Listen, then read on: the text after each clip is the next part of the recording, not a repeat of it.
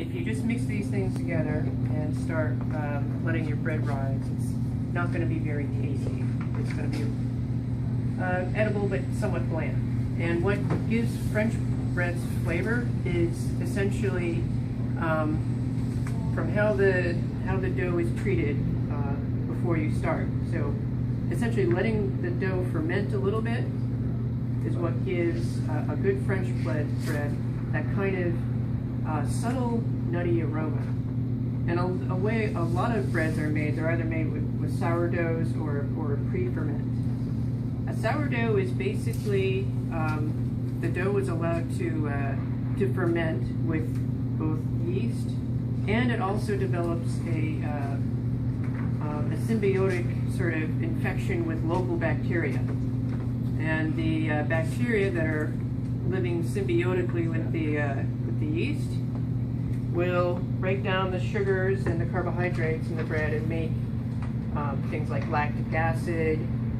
The yeast will also make alcohols, and this is what these other chemicals are basically the subtle flavors that a good bread has.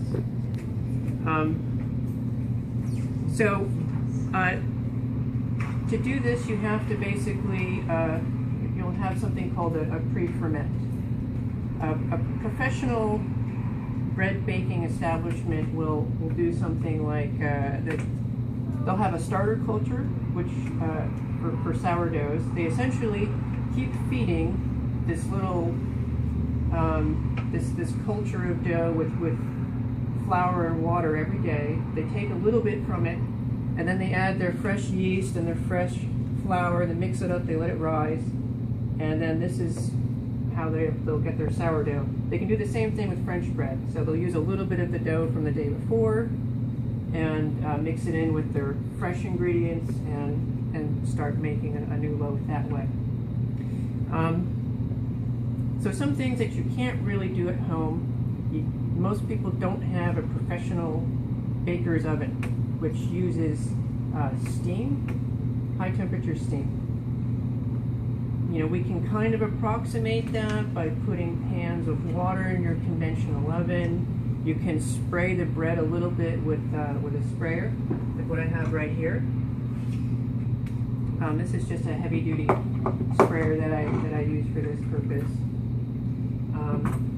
And you can get some of the effects of steam on a cooking loaf of bread.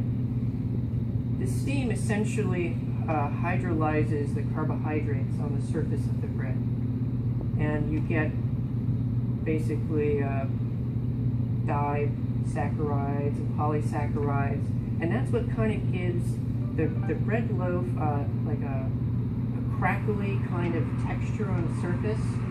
I don't know if any of you have seen this when breads come out of an oven from a professional bakery. Usually most people who bake at home you can't really get this effect.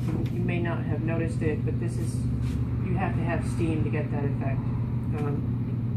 Something else to consider with baking in a conventional oven at home, if you try to just take your loaf of bread and cook on a metal sheet, the metal sheet doesn't really have much of a heat capacity. So when you take your loaf, which is at 75 degrees Fahrenheit, and you put it onto the sheet's actually going to cool down.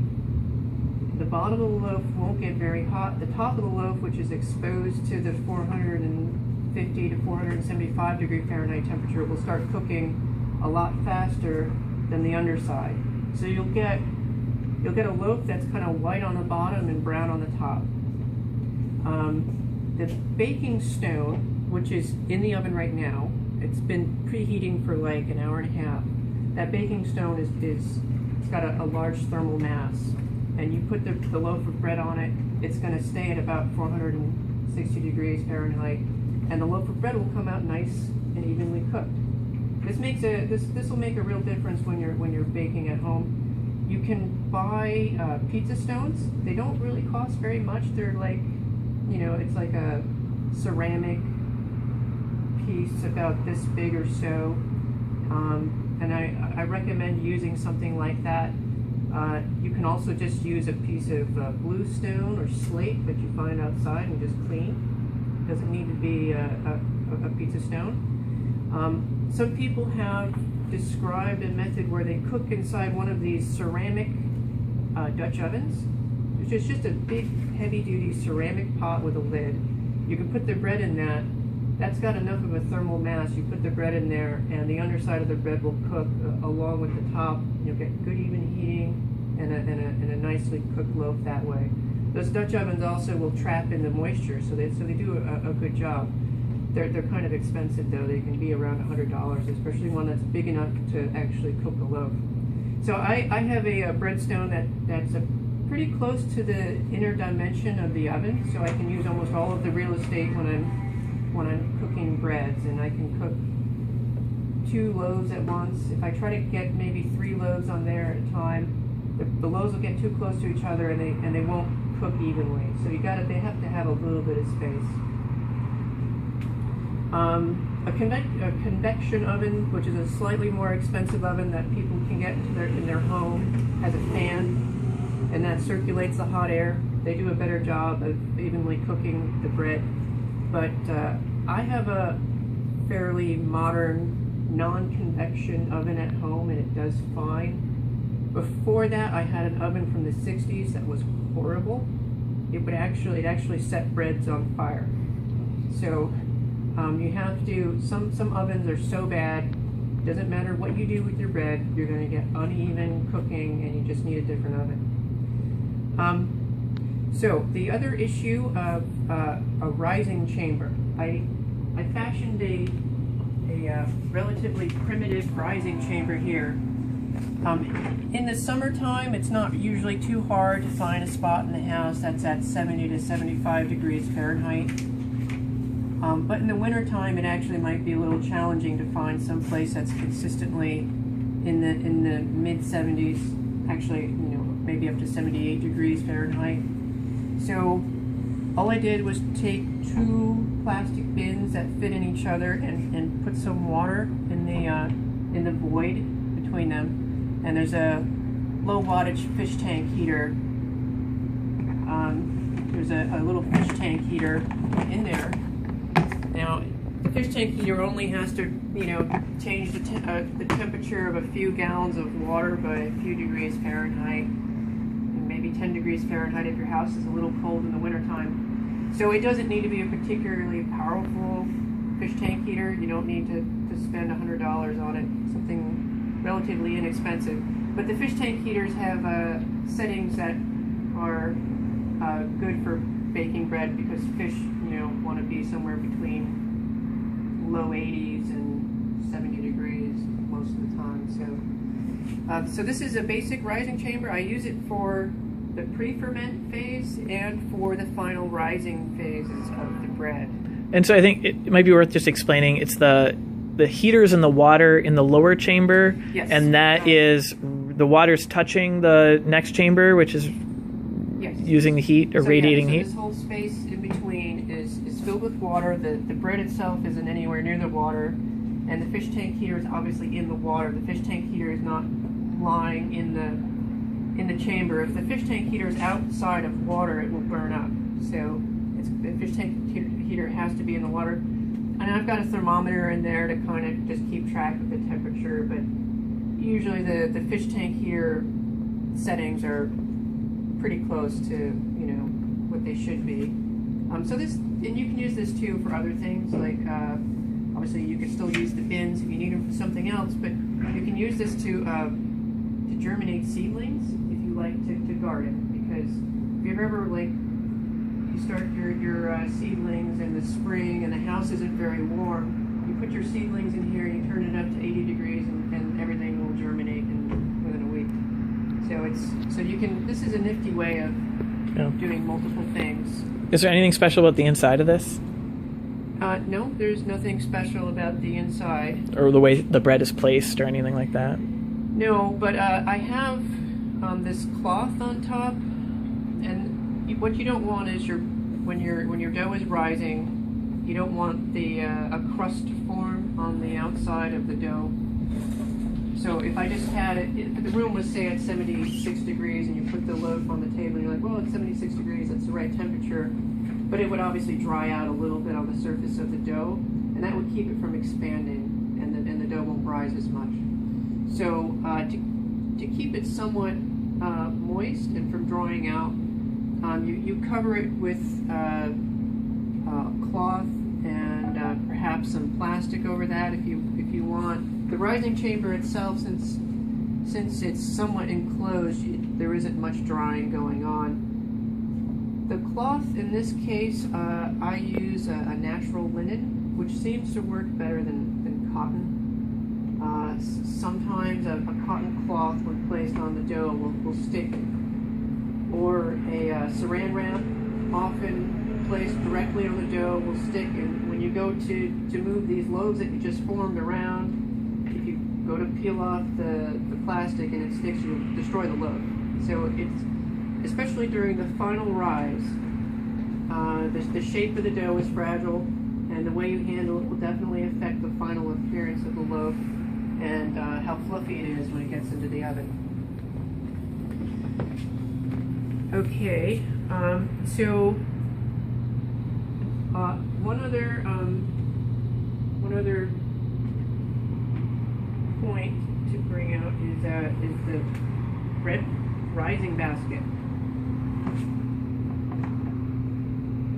So this is a bread form, and they're made so that the dough usually doesn't stick too much to these, and they work better than, say, something like a ceramic bowl. If you just put your bread into a ceramic bowl, this is a French bread, so there's no fat to sort of to keep it from sticking anywhere. It would very likely stick to the edge of the bowl when you transfer it from here into the oven. And if that happens, the loaf is going to get torn up and it won't look very good. So that's the reason why I use rising baskets. And there's a number of different sort of rising baskets or bread forms out there. There's the commercial ones that the bakeries use, which are usually silicone pads over a stainless form or something like that, especially for baguettes. They just sort of have like these troughs that they put the bread in. All of these things are, unfortunately, they're a little pricey. The rising baskets can be a little pricey, but you might be able to find something that doesn't cost very much to help you your breads keep their shape and to make it easy when you go to transfer them onto the baking stone. So when you go to transfer onto the baking stone, you want to put down a generous layer of coarse cornmeal, and this will help keep the bread from sticking to the stone. Usually, and you just cook directly on the stone. Obviously, not too many bacteria can survive the temperatures of the oven, so you don't have to worry about that. Just clean the stone off with a brush or something when it's cooled when you're done. Okay, so obviously the whole process of making bread, it takes a lot of time. The pre-ferment, I started it last night, so I took some of the ingredients here. It's called the poolish here in the ingredient list. Just a little bit of yeast, and the idea is to let it grow, and then the yeast start to starve, and then they start to ferment and die, and that's what gives the bread that sort of nutty aroma, mild nutty aroma. Unfortunately, my poolish didn't really start out fast enough last night, so I don't think that this is going to be a particularly good example of an aromatic bread. It's not going to have a very strong aroma, this bread. Because I wanted to sort of time this so that the bread would be going in the oven right about now, I couldn't really, I couldn't let the poolish develop for another, say, 8 hours or something like that. But if you're baking bread, when you're letting the poolish grow or the pre-ferment, you should basically watch it slowly puff up over hours, watch the carbon dioxide being produced from the yeast acting on the flour, and then it's going to start to slow down and start to cave in on itself. So this will happen over the course of hours, and that's when that's when it's becoming fermented, when it's basically the yeast or activity started to reduce because they don't have any sugar left to consume in the dough. Okay, so I use a mixer to help out. I mean, this definitely saves you some time and some effort because you can have this mixing and then you can go off and do other things with your hands. You obviously don't need a mixer. You're just going to have to put in the time with and your physical energy of mixing and kneading dough. A couple of basic points about mixing. The pre-ferment, I take it and I add it to the final dough components, the fresh yeast, some new flour, and salt. I incorporate it here in the mixer, and then I let it sit before I add the salt. I let the dough sit for maybe 10 to 20 minutes, covered with some plastic. That gives the water a chance to fully hydrate the proteins, the carbohydrates, and the flour. And if you don't wait that, you'll get a different sort of texture, a rougher texture to the bread. So it's important that after you get all your ingredients together, it's just first to mix things, let it sit for a bit, then add the salt, and then start mixing. I tend to add the salt after this point because the salt is also partly dehydrating. So I tend to add that right before I start kneading the dough to develop the gluten in the bread.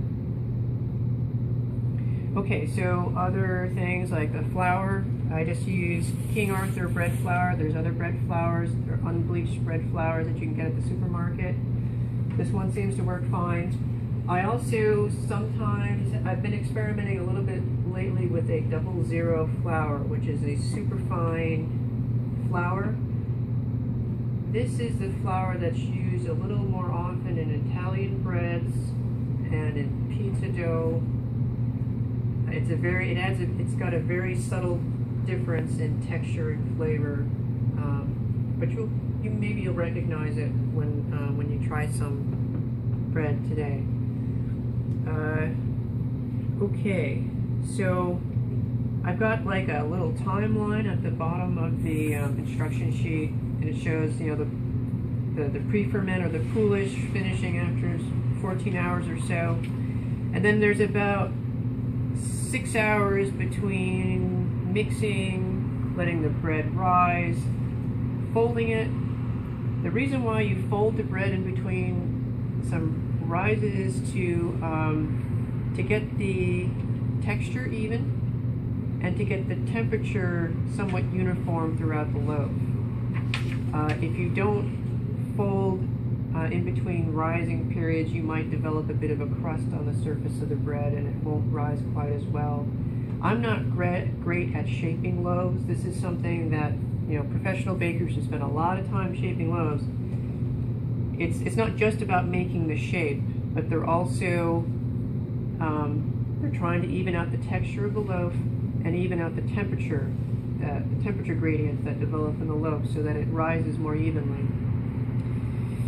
Okay, so one last thing, the lame or whatever, this is basically for scoring the loaf. Some people use sharp knives. My knives never seem to be sharp enough to do it right, and this always works.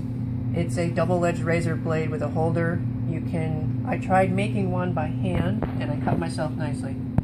So I recommend getting a lame for scoring the loaf once the loaf is placed onto the baking stone. So we'll need this, and let's get a couple loaves and go into the kitchen. It's going to take about 25 minutes to bake all of this. We'll start with these two, and then I'll put the French loaf in last after these are baked. So let's head over to the kitchen. A little bit of cornmeal. Come around too if you want in this room.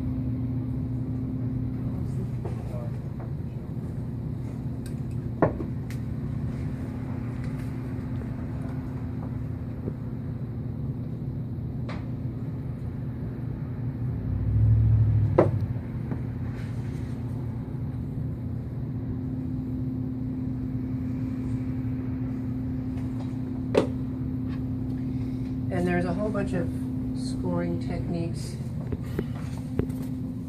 that people use. I'm not great at it, but that's about it. Can you describe that technique? You just looked like you just cut it. Kind of. You know, you don't want to just sort of, you can deflate the loaves if you're too aggressive with the lum. And so you just want to kind of score that little crust that has formed so that the loaf can expand. And whenever you buy a French loaf at the store, you've seen evidence that it's been scored, and that's essentially what they're doing. So every few minutes we can spray the interior of the oven with the sprayer to get that sort of the steam effect. So on that baking stone, I wouldn't have had room for all 3 loaves. They would have been too close.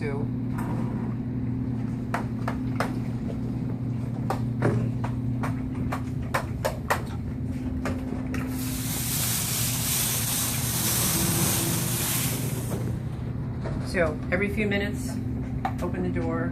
You don't want to open it too long so that you let all the heat out. But this is how you get slightly flaky crust. So, 25 minutes. That's the process where you develop the gluten. So there's some proteins that basically link together, and the kneading, you're kind of stretching them out, and you're developing the elasticity of the crumb. So if you don't really knead the dough, you don't really mix it up very well, you won't get a very chewy crumb. Okay, like maybe you've been familiar with like a professional French bread. Like it can be a little chewy, you have to work on it a little bit. That's a well kneaded bread. I don't know what happens if you over knead a bread. I mean, usually it's not an issue. I guess if you put it in the mixer and then you get distracted and you watch a movie or something, I don't know what you'll wind up with. But if you're doing it by hand, you'll run out of energy. If you're doing it by hand, your hands will tire, your arms will tire probably before you over knead it. If you under knead it, this will be less chewy. Yeah, you won't get as many. You won't. Yeah, the crumb won't be as chewy. I haven't done a whole lot of experimentation, and I didn't do that in the demo. Obviously, because of the timing of everything, I can't sort of do the whole demo of bread baking. On the cooking shows they do that. Yeah. They do that. If you have one prepared, you have one prepared, and you have every stage sort of ready to show people. So how long would you need it for? When you usually do it? If you put it in a mixer? Yeah. So after the dough has sat and it's nicely hydrated, I'll mix it for an additional, like I'll run it in the mixer for like 3 or 4 minutes, and then I take it out and I sort of handle it, and that's where I get a feel. Okay, does it need more water or does it need more flour? If it's overly runny, I think this loaf was maybe slightly wet, because it did kind of sag a little bit, but not horribly so. But when you're handling it, that's when you get a feel for, if it's too dry or too wet. And I haven't really mastered this, so it's difficult to describe the texture of the dough. I guess just experience or working with maybe someone who's a professional baker or something is probably the best way. I should really go to like some sort of professional baking class just to sort out these last issues in my technique, like kneading and shaping the loaves, because my loaves aren't really shaped all that well. But let's keep adding some more water to the oven.